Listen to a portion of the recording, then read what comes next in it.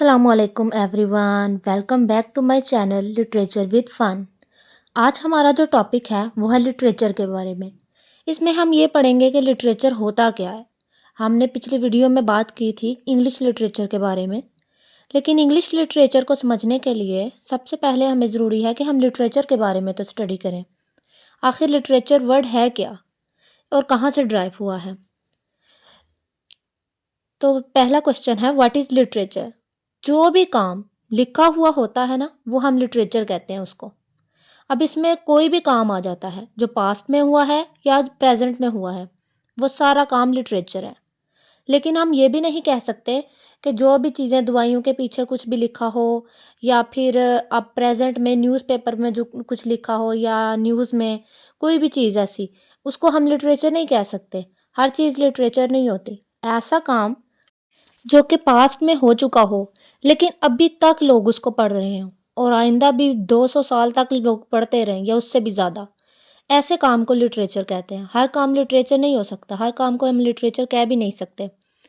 जो काम किसी पर्पज़ के लिए लिखा गया हो, और ऐसे लिखा गया हो कि खूबसूरत हो, वर्डिंग उसकी अच्छी हो, और उसके कोई ना कोई इमोशन, कोई फीलिंग, कोई होप उसके अंदर छुपी हो, कोई काम ऐसा जिसके अंदर हिडन मीनिंग हो, जो भी काम लिखा हुआ होता है वो लिटरेचर होता है। लेकिन इसको हम किसी ना किसी पर्पज़ के लिए लिखते हैं। हर लिखी हुई चीज़ लिटरेचर नहीं होती। और लिटरेचर के हमें अब 3 पॉइंट्स होते हैं जिससे हमें पता चलता है ये लिटरेचर का काम है। जैसा कि पहला, उसके अंदर डीप हिडन मीनिंग होना चाहिए। लिटरेचर के अंदर कोई भी ऐसा काम जिसके अंदर हिडन हिडन मीनिंग होता है ना, वो लिटरेचर होता है। दूसरी चीज़ होती है कि वो खूबसूरत हो। ये नहीं कि कुछ भी उठा कर लिख दिया जाए वो लिटरेचर बन जाए, ऐसा नहीं होता। तीसरी चीज़ हो कि वो अब भी पढ़ा जाए, पहले भी पढ़ा जाए, और उससे आने वाले फ्यूचर में भी उसको पढ़ा जाए। जैसे कि शेक्सपियर के काम, शुरू शुरू में शेक्सपियर ने जब लिखना शुरू किया था तो वो सिर्फ इंटरटेनमेंट के लिए था। और पहले होता भी यही था कि पास्ट के ज़माने में सिर्फ लोग इंटरटेनमेंट के लिए लिखते थे। उनका कोई मकसद नहीं होता था, और ना मकसद लिखने के कोई रूल्स वगैरह होते थे। लेकिन आहिस्ता आहिस्ता उसके अंदर रूल्स बनने लग गए, और फिर जो उन रूल्स के ऊपर लिखा होता था, बेस काम होता था उसके ऊपर लिखा हुआ, उसी को ही हम लिटरेचर कहते थे। फिर जो कि भी काम लॉन्ग टर्म तक चलता है ना, उसको लिटरेचर कहते हैं। जैसे कि इंग्लिश लिटरेचर। अब इंग्लिश के अंदर जितने भी पुराने चीज़ें लिखी होंगी ना, नावल्स, पोएम्स, पोइट्री, प्रोज, उन सबको लिटरेचर कहेंगे, जो आज तक पढ़ी जा रही हैं। और इसमें कैसे बहुत सारे ऐसे काम होते हैं जो आज भी हम पढ़ते हैं, जैसा कि हमारे सब्जेक्ट के अंदर है। और उर्दू लिटरेचर, इसके अंदर भी जितना भी पुरानी पोइट्री, शायरी वगैरह लिखी गई होगी ना, ड्रामा, नावल वगैरह, वो सारा उर्दू लिटरेचर में आ जाता है। अब इसकी कुछ डेफिनेशंस दी हुई हैं। सबसे पहले हम देख लेते हैं कि literature is an Latin word which means writing formed with letters. जो भी चीज़ लिखी हुई होगी वो लिटरेचर कहलाएगी। उसका अपना मतलब भी यही है। अब डेफिनेशंस देख लेते हैं। जैसे कि एनी रिटन मैटर, जो भी कुछ लिखा हुआ होगा पास्ट के अंदर, नावल्स, आर्ट, कोई भी चीज़, poetry, drama, fiction, non fiction, prose, novels, plays, जो भी कुछ होगा ना लिखा हुआ, जो कि अब तक पढ़ा जा रहा है और आइंदा भी पढ़ा जाएगा, उसको हम लिटरेचर कहते हैं। और जैसा कि अब दूसरी उसमें डेफिनेशन में है, वर्क ऑफ आर्ट, जो भी लिखी हुई चीज़ आर्ट में होगी ना, आर्ट को हम लिटरेचर भी कह सकते हैं। कि जो भी आर्टिस्टिकली लिखा होगा ना पोइट्स ने, वो सारी चीज़ें लिटरेचर में आ जाती हैं। ये नहीं कि सिर्फ लफ्ज़ उठाए और लिख दिए वो लिटरेचर बन गया, ऐसा नहीं होता। जो भी ऐसी चीज़ लिखी हो किसी पोइट ने जो कि हिडन मीनिंग रखे। अब बहुत सी ऐसी पोइट्री या प्रोज या पोएम्स ऐसी हैं जो कि हैं तो बहुत छोटी सी, लेकिन वो अभी तक पढ़ी जाती हैं और उनके अभी तक मीनिंग है। ये नहीं है कि वो ख़त्म हो गई हैं। और ऐसा ही होगा, हम मर जाएंगे लेकिन अब हमारे मरने के बाद भी उनके काम चलते रहेंगे। जैसे कि शेक्सपियर के, उसने तो इंटरटेनमेंट के लिए लिखा था, लेकिन फिर भी उसके काम आज तक पढ़े जाते हैं क्योंकि उनके अंदर हिडन मीनिंग है। और ये सारे काम उसके लिटरेचर में आ जाते हैं। जैसे कि विलियम वर्ड्सवर्थ के सब के ही काम इनके सारे जो पिछले लिटरेचर के अंदर काम हो चुके हैं ना, वो हम बीएस इंग्लिश में पढ़ते हैं, और इंग्लिश लिटरेचर के अंदर हम वो सारी चीज़ें पढ़ते हैं।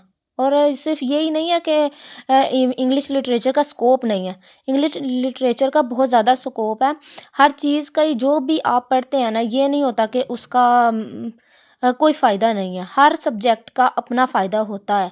ये नहीं कि आज के दौर में सिर्फ डिजिटल दौर है, कंप्यूटर वगैरह पे काम सीख लो या इंजीनियरिंग वगैरह पढ़ लें तो उसी से ही काम चलता है, लेकिन नहीं, इंग्लिश लिटरेचर पढ़ने से हमें पूरी हिस्ट्री पता चलती है कि इंग्लिश शुरू कहाँ से हुई थी। अब हम दूसरी डेफिनेशन देखते हैं। लिटरेचर इज़ रिटन और spoken creative work that uses language artistically to express ideas, emotions, experiences, and stories. It includes form like poetry, drama, novels, short stories, and essays, and is valued not just for information but for beauty of expression, imagination, and deep meaning. Literature is the art of written और spoken word. जैसा कि मैंने आपको पहले ही बताया हुआ है कि ये सिर्फ ये नहीं होता कि कुछ भी उठा कर लिख दिया जाए। इसके अंदर इमोशंस होते हैं, पोइट के एक्सपीरियंसेस होते हैं, वो अपने पास्ट के एक्सपीरियंस शो कर रहा होता है, अपने आइडियाज़ दे रहा होता है, जिससे जब हम इसको पढ़ते हैं ना तो हमें और आइडियाज़ मिलते हैं और हमारा जो जहन है ना वो खुलता है। इसलिए तो कहते हैं कि अगर किसी ने भी ज़िंदगी को अच्छे से समझना है ना तो वो बुक्स पढ़े, क्योंकि बुक्स में पोएट्स ने और राइटर्स ने अपने अपने लाइफ के एक्सपीरियंस शो किए होते हैं।